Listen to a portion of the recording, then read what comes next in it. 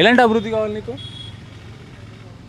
అన్నిట్లో గవర్నమెంట్ కొరకపోయింది. ఇక మేము చెప్పేది ఏమీ లేదు.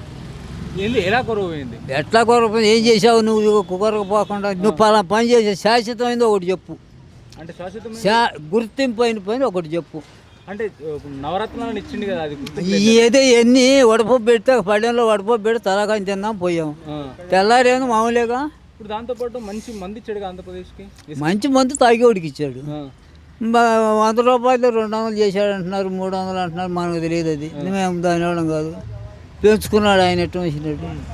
ఇళ్ల పనులు పెంచుకున్నాడు, అన్నిట్లో పెంచుకొని కూర్చున్నాడు. ఛార్జీలు కాడ నుంచి ఏం అభివృద్ధి చేశా నువ్వు? అభివృద్ధి ఏది? ఛార్జీలు కాడ నుంచి కింద నుంచి పై దగ్గర. మీ ఊర్లో కన్స్ట్రక్షన్ జరుగుతుందా? ఇసుక వస్తుందా? ఏదో పోతుంటారు ఇవన్నీ జరిగాయి కాదు. ఏ ఊరికి పట్టించుకోరు పెద్దగా. మా ఊళ్ళో పెద్దగా పట్టించుకోరు వాస్తవానికి. అంటే ఇసుక గురించి చెప్తున్నారే, ఇసుక అసలు ఇసుక పరిస్థితి ఏంటి? ఇసుక పరిస్థితి ఏమైనా ఇల్లు కట్టుకున్న వాళ్ళకి తలకాయ అంటిపోతుంది. మరి అది ఏంటో తెలియదు కానీ పెంచారు అని గోల్ చేస్తున్నారు ఇల్లు కట్టుకునేవాడు.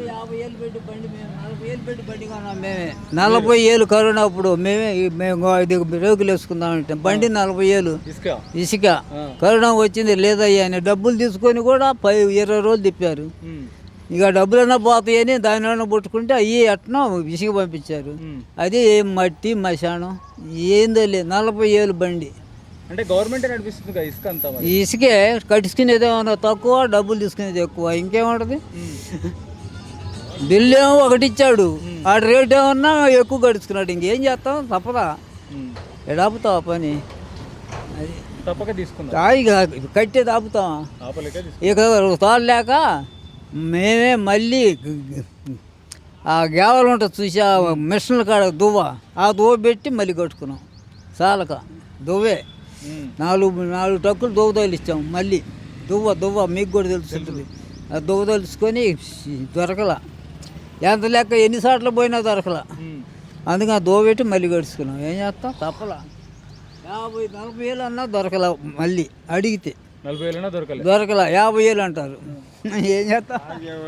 తాగేవాళ్ళేమో అమ్మో ఈయన వచ్చిన తర్వాత ఇంత పెంచాడు అంత పెంచాడు అని వాళ్ళు చేస్తున్నారు. ఇల్లు కట్టుకునేవాళ్ళు ఇసుకతో అవసరమైన వాళ్ళు ఇసుక అమ్మో ఇంత పెంచారు అంత పెంచారు అని వాళ్ళ గోల్ చేశారు. మరి ఇంకా పెంచితేనేగా అదంతా ముఖ్యమంత్రి గారి ప్రవాహమే కదా. ఆయనదేగా బాధ్యత. మరి ఆయనే పట్టించుకోకపోతే ఎవరు పట్టించుకుంటారు? రాష్ట్ర ముఖ్యమంత్రి పట్టించుకోవాలి. ముఖ్యమంత్రి పట్టించుకోవాలి.